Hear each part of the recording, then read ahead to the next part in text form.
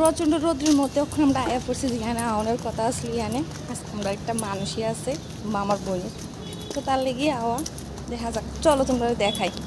তো হে এভরিওয়ান, সকাল সকাল আজকে স্নান টান করে এসে না আমি রেডি হয়ে যেতেছি, কারণ আমি যাবো আরেকখানে। আমার আজকে এখানে একটা মানুষই আসলো, অনেক দিন ধরেই আসলো মানুষটা দেওয়ার, বাট আমি যাইতে পারতাম না। তো অবশেষে আজকে ভাবলাম যে আজকে যাই, আজকে যেহেতু শুক্রবার, তো লিগে আমি স্নান টান করে এসে এখানে একদম রেডি হয়ে আনিছি। আর আজকে আসলো প্রচণ্ড গরম, মানে এই গরমে খুবই বেহাল অবস্থা, এটা শুনে সবারই মনে একই অবস্থা। কিন্তু গরমে গরম কাটে সরল কাটে মন, একটা তো ডায়লগ আছে, এইটার কথা মাথাত রেখে সে আমি বাড়িয়ে গেছি গা, আমি যে কাজে যাবো সেই কাজে।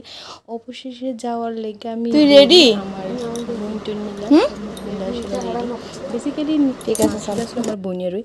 তো আমরা যাইতেছি গা মন্দিরে। তো দেখো এই যে হচ্ছে সন্তোষী মন্দির উদয়পুরের, মানে সন্তোষী মন্দির, যে মন্দিরটা খুবই জাগ্রত। এখানে অনেককেই অনেক মানত করে, আর যখন মানত পূরণ হয় এভাবে উদযাপন দেয়, অনেক মানুষের ভিড়, সব মানুষের মনস্কামনাই মা পূরণ করে। অবশেষে পূজা টুজা শেষ করে প্রসাদ টসাদ খায়া আমরাও না জ্বালাইছি বাড়ি আওয়ানোর উদ্দেশ্যে, কারণ আজকে আসলে প্রচণ্ড গরম। তো আজকের লেগে ব্লগে এতটুকুই, সবাই ভালো থাকবো।